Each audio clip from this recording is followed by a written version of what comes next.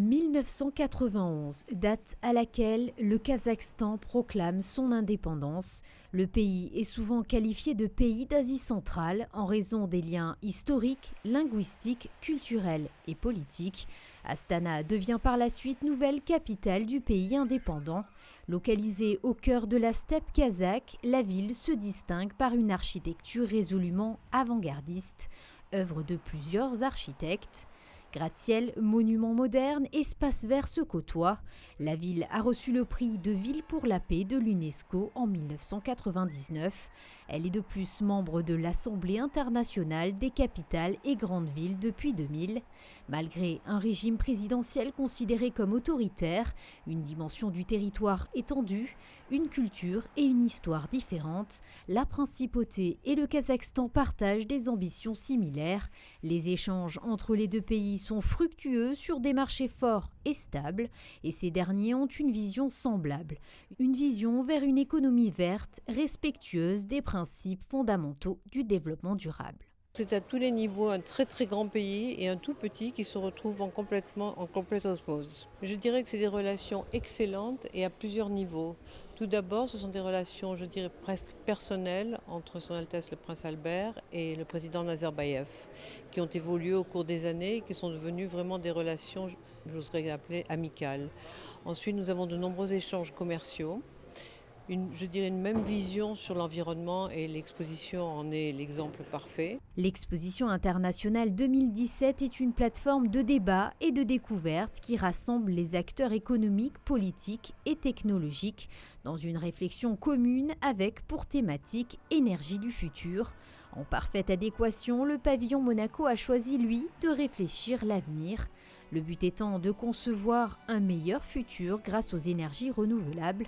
Précurseur dans ces domaines, la principauté a voulu mettre en avant les actions qu'elle met en œuvre en matière énergétique.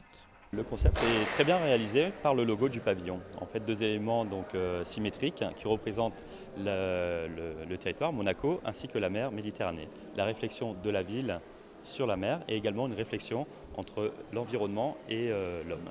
Tout d'abord, nous avons un couloir qui explique le concept, qui vient en fait d'une citation du prince lors de son avènement. Et ensuite, on rentre donc dans une grande salle où on peut découvrir l'installation Réfléchir l'avenir. Donc, c'est l'installation kinétique principale où on diffuse un film sur 36 lames de miroirs qui oscillent telle une vague.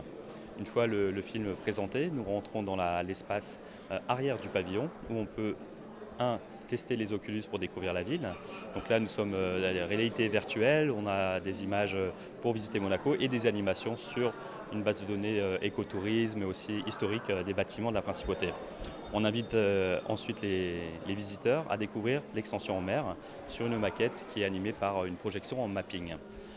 Et on termine avec un bel écran, plutôt un mur interactif qui est notre Green Lab où on montre les bonnes pratiques de Monaco, où les visiteurs peuvent actionner de la main en fait, des icônes pour expliquer ces bonnes pratiques. Après avoir ratifié la Convention cadre des Nations Unies sur les changements climatiques en 1994, le protocole de Kyoto en 2006 et l'accord de Paris en 2016, la principauté a présenté son livre blanc de la transition énergétique le 23 mars dernier.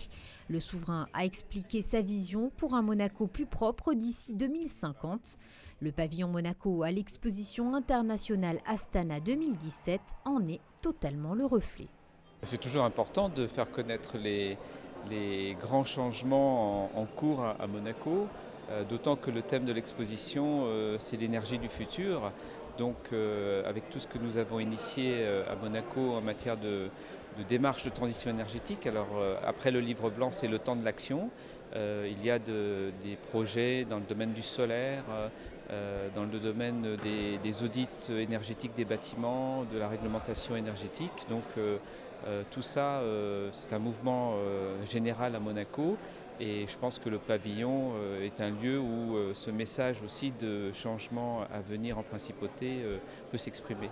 À l'occasion de sa journée nationale, le pavillon Monaco a proposé aux visiteurs un programme animé par le Monte Carlo Festival. Acrobatie, marionnettes, clowns ont fait le show le temps d'une rencontre très privilégiée avec le président du Kazakhstan, Nursultan Nazarbayev.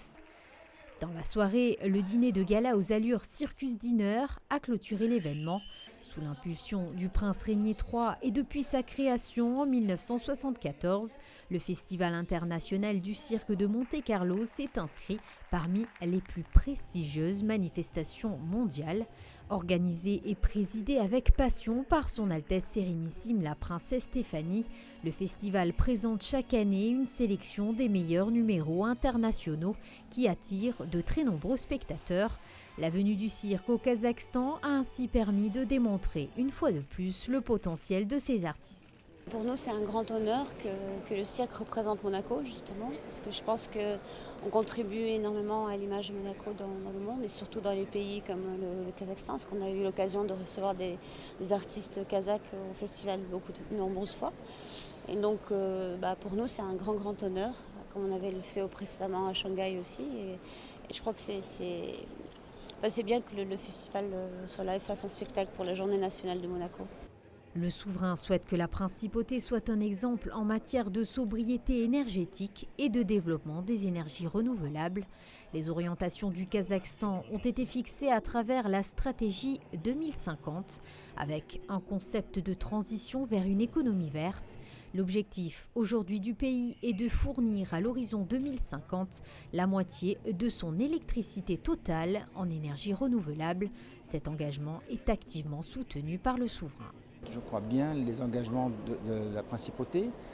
C'était difficile, c'est un pari un petit peu difficile dans un espace un petit peu réduit de faire quelque chose de plus ambitieux ou de plus représentatif. Mais je crois qu'on a su, grâce aux concepteurs et grâce à toute l'équipe d'MIE, faire un pavillon de qualité qui démontre non seulement les projets concrets que la principauté fait, mais donne aussi une vision poétique et avec de belles images de notre préoccupation pour l'environnement, pour le développement durable et pour la transition énergétique si importante pour les années à venir. La prochaine exposition, cette fois-ci universelle, aura lieu en 2020 à Dubaï, aux Émirats arabes unis. Connecter les esprits, construire le futur, un thème qui sera décliné en 3 sous-thèmes: mobilité, durabilité, opportunité.